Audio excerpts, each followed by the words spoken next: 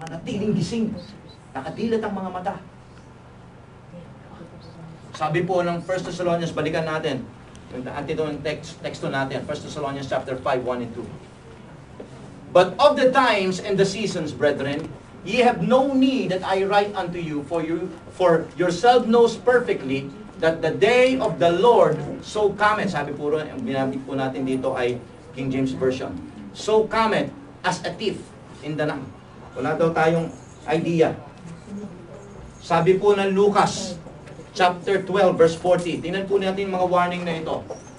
You also must be ready, because the Son of Man will come at an hour when you do not expect Him. Sino kausap dito ni Jesus Christ? Mga Kristiyano.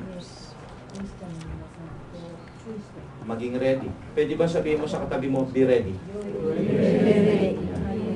Mukhang inaantok yata yung katabi mo, ha? Pagka inaantok na, sabihin mo na lang, be awake. Thou shalt not sleep. Ayan. Pagka medyo inaantok. Okay? Now, sabi po dito, kinakailangan daw po tayo maging handa, sabi ng ating Panginoong Jesucristo. Prepare for the arrival of our Lord Jesus Christ. Tingnan natin. Yung warning niya rito sa verse 6. Be alert or be watchful and be self-disciplined. Okay? Ito ang dapat natin gawin. Instead of tayo po ay sa pagdating daw po ng ating Panginoon si Kristo, kinakailangan tayo nagmamasid, nagbabantay, alerto. Okay? Parating gising. Ang isang taong alerto, gising na gising yan. Amen? Na paano ka magiging gising? Ba, kinakailangan magkaroon ka ng self-discipline. Mamaya pag-usapan natin bagay na yan. Okay? Ano pa? Bakit kinakailangan tayo maging manatiling gising sa buhay natin ito hanggang sa pagbabalik ng ating Panginoon? Hindi lang dahil darating siya, kung hindi maraming mga tao, mga kapatid ko, ang namamatay. Alam po ba ninyo, every seconds there are hundreds of people. Every seconds. Hundreds of people dying every seconds. Alam po ninyo, ngayong nagsasalita na ako sa inyo, okay, daan-daan ng taong namamatay. Ang masakit at nakakalungkot, marami sa kanila ang namamatay ng walang Panginoong Jesucristo. At pangalawang malungkot, dapat nasagip sila spiritually. Pero anong problema? Maraming Kristiyano ang natutulog.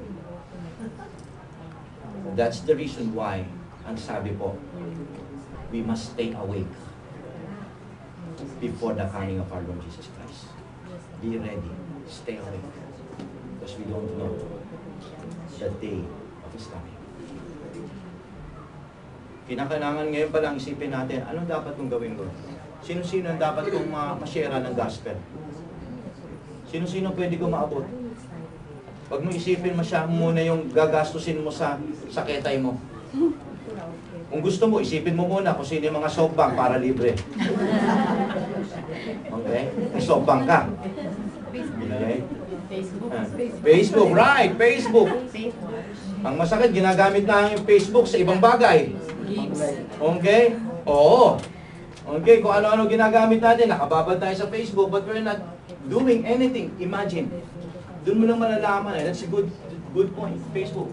Doon mo lang malalaman kung isang tao ay Kristiyanong tulog eh. There's inaction, there's insensibility, and there's what? A willful ignorance. Naku, kung ano na yung mga nandoon, mga topic doon, naku, nandoon, naka-like, dislike. Okay? Mga ganon. May mga magaganda pang mga comments siya. Okay? Pero, I mean, have we used those kinds of, mga tinatawag na mga networking, na social networking for the glory of God? Yung iba, naglalagay lang doon para mabisita yung kanyang yung kanyang wall, para mapaganda, makita, ang ganda ng wall ni ganito, ni ganyan. But listen, paano natin maaabot yung mga namamatay, yung mga taong wala pa kay Kristo? Sabi ko nga po sa inyo mga kapatid ko, ang problema, maraming mga Kristiyano ang natutulog.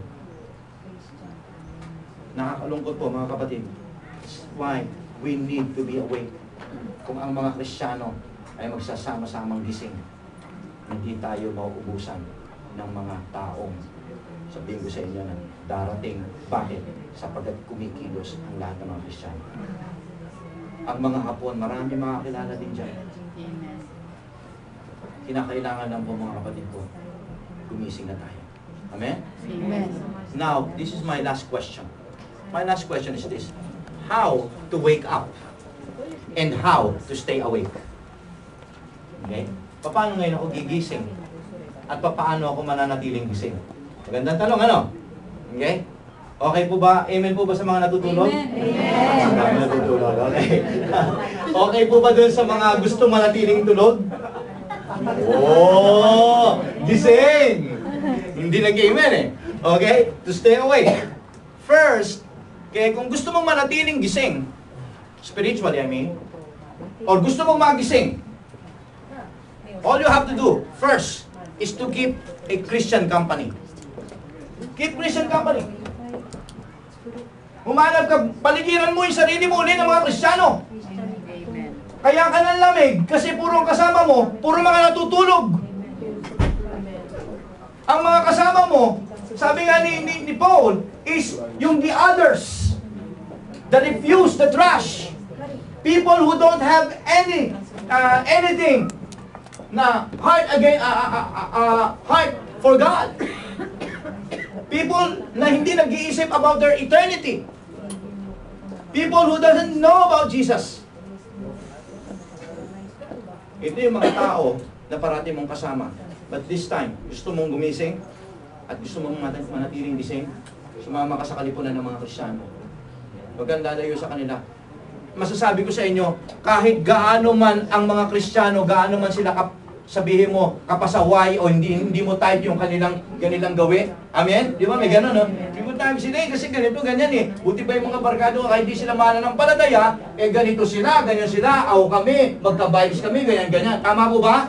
May gano'n eh. Pero tandaan po ninyo, mga kapatid ko, ang problema dyan, kapag ikaw ay may problema, ituturo nila sa iyo yung bagay na pwedeng magkaroon ka ng tinatawag na makatulog ka spiritually. Sapagkat ang mga Kristiyanong kasama mo sa paligid, magsasalita yan ng mga bagay kahit masakit. Sila yung magsisilbing salamin mo. Sis, hindi yata maganda yung ginawa mo na yan.